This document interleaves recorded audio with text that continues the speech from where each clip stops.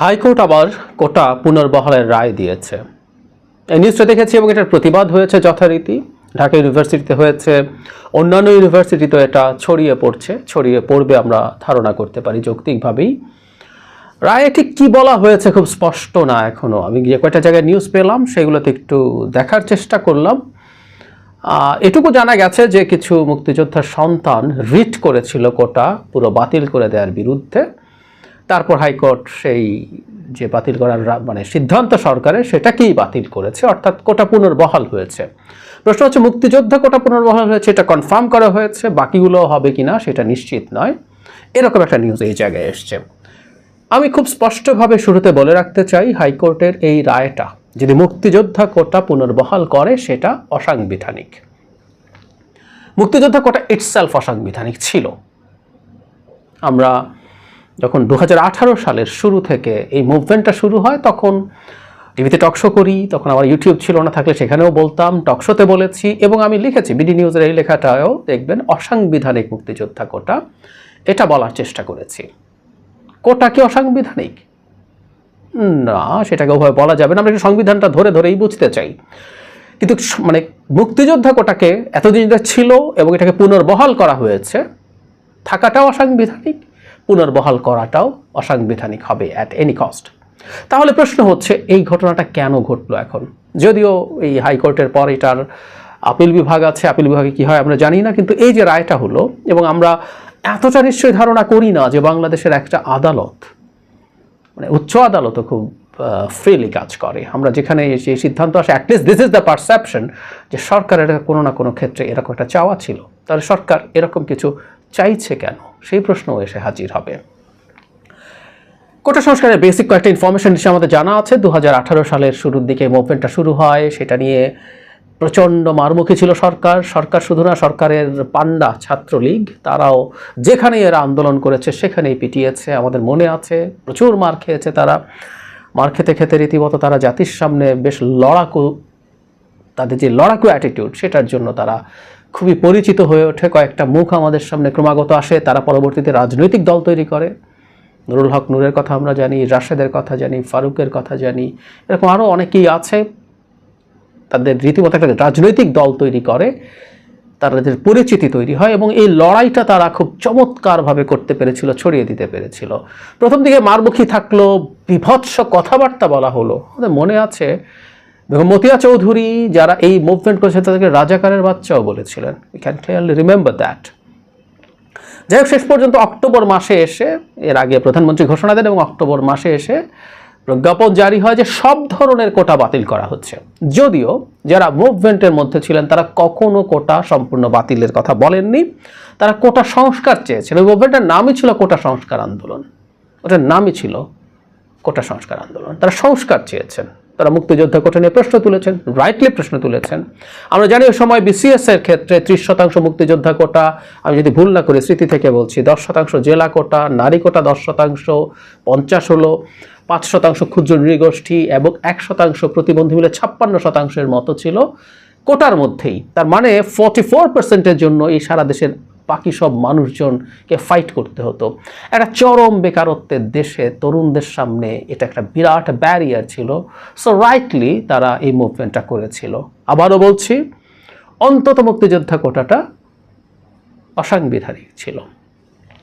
এখন এটাকে সরিয়ে ফেলা বা পুনর্বহাল করা অসাংবিধানিক। অনেকগুলো প্রশ্ন আছে। তাহলে কি কোটা থাকতেই হবে? কোনো কোটা যদি না রাখে, এই যে সরকার বলেছিল কোনো কোটা থাকবে না, এটা কি অসাংবিধানিক হয়েছিল? এই প্রশ্নগুলোর একটু জবাব আমরা দিতে চাই। আর একটা কথা একটু বলে রাখা ভালো, বহুবার বলেছি, বলতে চাই, সংবিধানটা মন দিয়ে আমরা যেন পড়ি। যখনই প্রসঙ্গ এসছে সংবিধানে বলার চেষ্টা করেছি, এটা যাতে কিছু লয়ার এবং তথাকথিত সংবিধান বিশেষজ্ঞের হাতে না থাকে। আমাকে পড়ে বুঝতে হবে সংবিধান। যদি আমি একজন শিক্ষিত মানুষ পড়ে সংবিধান না বুঝি, তাহলে বুঝতে হবে সংবিধানের সমস্যা আছে, ওটা ঠিক করেন। কথা সোজা সাপটা। আপনি কি ল পড়েছেন নাকি আপনি সংবিধান বুঝবেন নাকি, এই আলাপে আমরা যেতে চাই না। যাই হোক, পড়ে দেখেছি সংবিধান বোঝা যায়। আপনাদের সামনে একদম ধরে আমি পড়বো আর্টিকেল 29। এটা আমাদের সংবিধানের 29 মানে হচ্ছে আমাদের একেবারে মৌলিক অধিকারের জায়গা। এগুলো সংবিধানের বেসিক স্ট্রাকচার। কি বলছে? 29-1 বলছে, খুব মন দিয়ে শুনি। প্রজাতন্ত্রের কর্মে নিয়োগ বা পদলাভের ক্ষেত্রে সকল নাগরিকের জন্য সুযোগের সমতা থাকিবে, সবাই সমান সুযোগ পাবে। ইয়াস, একটা স্টেট তার সব নাগরিককে সমানভাবে সুযোগ দিতে হবে, দেখতে হবে।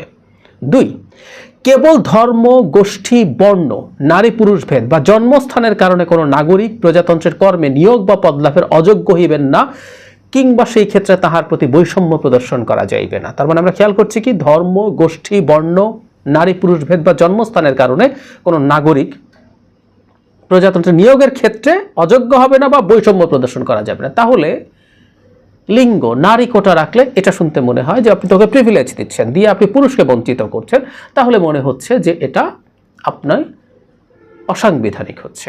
জন্মস্থান, জেলা কোটা যেগুলো মানে জেলা কোটা আছে, এই জেলার জন্য কোটা আছে, ওটার জন্য নয়, তাই মনে হতে পারে যে ওই জেলায় হওয়ার কারণে আপনি বৈষম্যের শিকার হচ্ছেন, তাহলে এটা অসাংবিধানিক। এই পর্যন্ত পড়ার পর তাই মনে হয়। সো কোটা ইটস মানে পুরোপুরি অসাংবিধানিক ব্যাপার, এই পর্যন্ত পড়লে তাই মনে হয়। কিন্তু 2-3 মানে 29-3 বলছে এই অনুচ্ছেদের কোনো কিছুই, এবার কতগুলো এক্সেপশনসের কথা বলছে। এর মধ্যে ক হচ্ছে, নাগরিকদের যে কোনো অনগ্রসর অংশ যাহাতে প্রজাতন্ত্রের কর্মে উপযুক্ত প্রতিনিধিত্ব লাভ করিতে পারেন, সেই উদ্দেশ্যে তাহাদের অনুকূলে বিশেষ বিধান প্রণয়ন করা হইতে।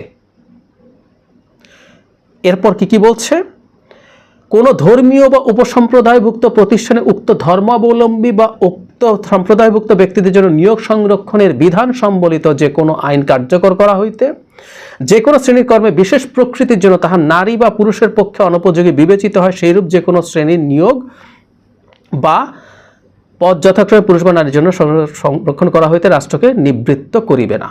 তাহলে 3-এর কটা মিস করেছি। কটা হলো, নাগরিকদের যে কোনো অনগ্রসর অংশ যাহাতে প্রজাতন্ত্রের কর্মে উপযুক্ত প্রতিনিধিত্ব লাভ করিতে পারেন, সেই উদ্দেশ্যে তাহাদের অনুকূলে বিশেষ বিধান প্রণয়ন করা হইতে, ইত্যাদি ইত্যাদি ইত্যাদি। তাহলে আমি একটু সহজ করে বুঝিয়ে বলি ব্যাপারটা। আপনি এতক্ষণ পর্যন্ত বললেন যে কোনো বৈষম্য করা যাবে না, এটা করা যাবে না, কিন্তু আপনি বলছেন অনগ্রসর অংশ যাতে প্রজাতন্ত্রের উপযুক্ত কর্মে নেই, কোনো একটা অনগ্রসর অংশ যদি পারে বিশেষ বিধান প্রণয়ন করা হইতে রাষ্ট্রকে নিবৃত্ত করিবে। কিরকম? যেমন ধরুন আপনি চাকরির ক্ষেত্রে হতে পারে, তার মানে এখানে দাঁড়িয়ে যে আপনি একটা অনগ্রসর শ্রেণী ধরে নিলেন। আপনি, আমাদের দেশের নারীরা তো আসলে পিছিয়ে আছে, আমাদের নারীরা শিক্ষা এবং কর্মক্ষেত্রে যাওয়ার ক্ষেত্রে যেহেতু দূরে ছিল, আপনি নারীদের জন্য যদি কোটা করেন, এটা অনুযায়ী আপনার সেটা রাখতে পারেন। কোনো জেলাকে যদি পিছিয়ে যাওয়ার কথা বলেন, রাখতে পারেন। আপনি যদি ক্ষুদ্র নৃগোষ্ঠীর কথা বলেন, তারা সত্যিকার অর্থেই পিছিয়ে আছে নানা ক্ষেত্রে। আমি জন্মেছি, বড় হয়েছি, অনেকবার বলেছি, রাঙামাটি জেলায় আমার প্রচুর এরকম ক্ষুদ্র নৃগোষ্ঠীর বন্ধু ছিল, তাদের কথা আমি খুব জানি, কাছ থেকে চিনি তাদেরকে। অনেক রকম পিছিয়ে থাকা আছে, সুতরাং তাদের জন্য কোটাও হতে পারে, এবং প্রতিবন্ধীরা তো বটেই। এবং এই জায়গায় খুব আরও দুটো আছে, এগুলো জরুরি না, যেমন ধরুন যে বিশেষ ধর্মের জন্য প্রয়োজন, ধরুন মসজিদের জন্য আপনাকে একজন মুসলিম ইমাম রাখতে হবে। কেউ যদি বলতে এখানে তো তুমি মুসলিম কেন বলছো, না, এটা আপনার ধর্মের সাথে রিলেটেড, তাই এটা। এবং কোনো ক্ষেত্রে কাজের যদি অনুপযোগী এবং উপযোগী নিযুক্ত হয়, সেখানে নারী পুরুষ ভেদ করা যেতে পারে, এরকম কথা বলা হয়েছে। কিন্তু বলা হচ্ছে রাষ্ট্রকে নিবৃত্ত করিবে না, এই জায়গাটা খুব ইম্পর্টেন্ট। তার মানে অনগ্রসর জাতিগোষ্ঠীর জন্য কোটা রাখতে হবে, এটা রাষ্ট্রকে আদেশ দেয় নেই সংবিধান। আই রিপিট, এটা রাষ্ট্রের জন্য ইম্পারেটিভ না, মানে করতেই হবে তাই না। তার মানে সংবিধান বলছে আপনি এটা করতে পারেন, করা থেকে আপনাকে নিবৃত্ত করবে না। আপনাকে মোটা দাগে বলা হচ্ছে সমতা রক্ষা করতে হবে, কিন্তু এইরকম কিছু জায়গায় আমরা কোটার সাথে সম্পৃক্ত যে জায়গাটা, সেটা হচ্ছে অনগ্রসর যে শ্রেণী আছে, সেই শ্রেণীর জন্য যদি আপনি আইন করতে চান, কোনো ব্যবস্থা নিতে চান, এই সংবিধান সেটায় বাধা দেবে না, কিন্তু সেটাকে অনগ্রসর শ্রেণী হতে হবে। আচ্ছা, মুক্তিযোদ্ধা কোটা 30%, মুক্তিযোদ্ধা তাদের সন্তান এখন নাতি নাতনিতেও গিয়ে ঠেকেছে, সবাই অনগ্রসর শ্রেণীর অন্তর্ভুক্ত? কোনোভাবে এটা বলা যায়? No way. ইভেন আপনি যদি এই কোটাকে এভাবে বলতেন যে দুস্থ মুক্তিযোদ্ধা, কথার কথা, তাদের সন্তান এবং নাতি নাতনি, তাও এটা কনস্টিটিউশনের সাথে ম্যাচ করত, কারণ ওটা অনগ্রসর শ্রেণী। দরিদ্র মুক্তিযোদ্ধা, দারিদ্র সীমার নিচে বাস করা মুক্তিযোদ্ধা, এই ধরনের কিছু কথাও যদি আপনি বলতেন, তাহলেও সেটা এটার সাথে টু সাম এক্সটেন্ট যেতে পারতো, যেটা আপনি অনগ্রসর শ্রেণীর কথা বলছেন। ইনভেরিয়েবলি সব মুক্তিযোদ্ধা কোনোভাবেই অনগ্রসর শ্রেণী নয়। জনাব তৌফিক Elahi Chowdhury, Bir Bikram, if I am not wrong, খেতাবপ্রাপ্ত মুক্তিযোদ্ধা, ধরলাম ওনার এরকম নাতি নাতনি আছে, বিসিএস দেবেন, উনি কোটা কেন পাবেন? সরকারের প্রধানমন্ত্রী, জ্বালানি উপদেষ্টা, বাংলাদেশের 12টা বাজিয়ে অনেক কিছু উনি করেছেন, মানে ওই জ্বালানি খাতের সাথে যেহেতু আছেন, এই খাতে বিরাট সব ঘটনা ঘটেছে, হোয়াট এভার, কিন্তু উনি তো দুস্থ নন, ইজন্ট ইট? অনেক আছে এরকম মানুষ, আওয়ামী লীগেই আছে, আমাদের চারপাশে আছে, বিএনপিতে আছে, এরা সব তাহলে কি দুস্থ হয়ে গেলেন? সুতরাং আপনি যখন মুক্তিযোদ্ধাকে কোটা হিসাবে নির্ধারণ করেন, এটা অসাংবিধানিক, কারণ এখানে আপনি বৈষম্য তৈরি করছেন।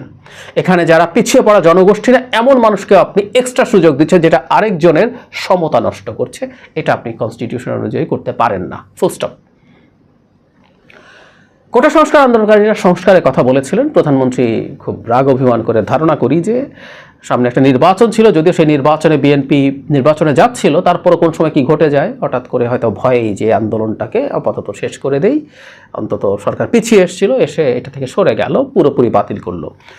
এখন কথা হচ্ছে, আপনাকে কোটা এই যে বাতিল করলেন, এটা অসাংবিধানিক? উত্তর হচ্ছে না, এটা অসাংবিধানিক না। হাইকোর্ট ইভেন পিছিয়ে পড়াদের জন্য কোটা করতে সরকারকে বাধ্য করতে পারে না। আমি আর্টিকেল যেটা পড়ে শোনালাম, তাতে বলা হচ্ছে রাষ্ট্রকে সে এরকম আইন করা থেকে নিবৃত্ত করবে না। ও বলে না রাষ্ট্র তোমাকে এটা করতেই হবে, নো, এটা বলে নাই। সুতরাং রাষ্ট্র করলে সে বাধা দেবে না অনগ্রসরদের জন্য, কিন্তু যদি না করে তাতেও সমস্যার কিছু নাই।